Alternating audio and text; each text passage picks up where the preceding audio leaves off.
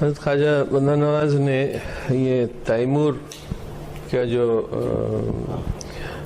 داخلہ اور حملہ ہوا دلی پر، اس کی پیشین گوئی فرمائی تھی، اور اس کے بعد آپ وہاں سے اپنے خاندان کے ساتھ ادھر خلد آباد کی طرف رخ کیا آپ نے۔ اس کے خواجہ صاحب کی پیشین گوئی کے 3 سال بعد میں سمجھتا ہوں تیمور کا حملہ ہوا اور دلی کو تباہ کیا اس نے۔ آپ اس وجہ سے یہاں آ گئے۔ جی جی، تو یہاں بہمنی بادشاہ فیروز شاہ بہمنی سلطنت کی درخواست کی تھی۔ جی، بہمنی سلطنت قائم ہو چکی تھی 1347 عیسوی میں، اور جب آپ خلد آباد آئے تو فیروز شاہ بہمنی اس وقت گلبرگہ میں بہمنی سلطان تھا۔ اس کو جب پتہ چلا تو اس نے حضرت کو، حضرت سید محمد غیاث الدراز رحمۃ اللہ علیہ کو گلبرگہ تشریف لانے کی دعوت دی، اور کہا یہ جاتا ہے کہ آپ اپنے پوری تقریباً فوج کے ساتھ جا کر مل کے دعوت دی ہے۔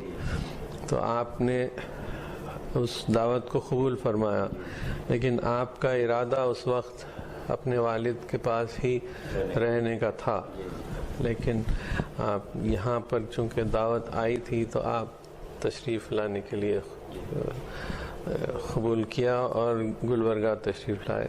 بعد میں تاریخ کے ایسے واقعات ہیں کہ بہمنی سلاطین کے اور حضرت خواجہ صاحب کے روابط کچھ ٹھیک نہیں رہے، کیا ایسا؟ اس کے کیا وجوہات؟ فیروز شاہ بھی بہت عالم بادشاہ تھا، اس میں کوئی شک نہیں تھا، لیکن بعد میں اس کا رجحان فلسفے کی طرف زیادہ ہو گیا، اور وہ بھی ایک وجہ تھی، لیکن صحیح وجہ تو معلوم نہیں ہو سکتی ہے کہ کیا اصل وجہ تھی۔ لیکن میرا خیال یہ ہے کہ فیروز شاہ نے ایک بار اپنے بیٹے کو خواجہ صاحب کے پاس بھیجا اور کہا کہ آپ ان کے لیے دعا کیجئے۔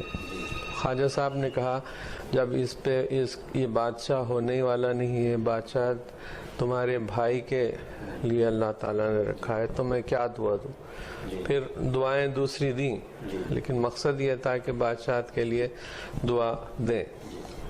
میرے خیال میں وہی وجہ تھی جو فیروز شاہ حضرت بندہ نواز سے ناراض ہو گیا، اور آپ کو یہ کہا کہ آپ خانخواہ جو فیروز شاہ نے بنا کے رکھی تھی ادھر تھی، یہ اب جو قلعے کے مغرب میں، وہ خانخواہ سے آپ ہٹ جائیں، کیونکہ مجھے وہاں کے ہجوم سے ڈسٹرب ہو رہا ہے۔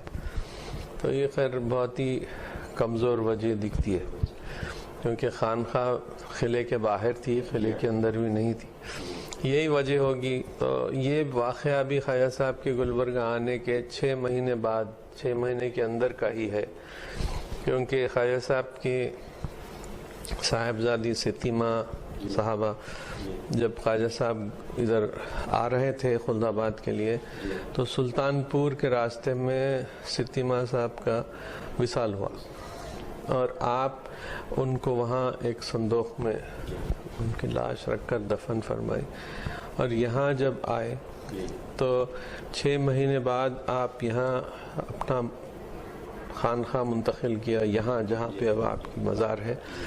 اس کے بعد ستیمہ صاحبہ کی میت کو یہاں منگوایا اور یہاں پہ تدفین کی۔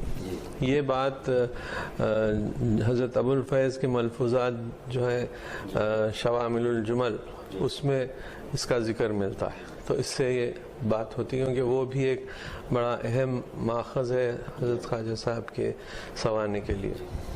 اللہ اللہ اللہ اللہ اللہ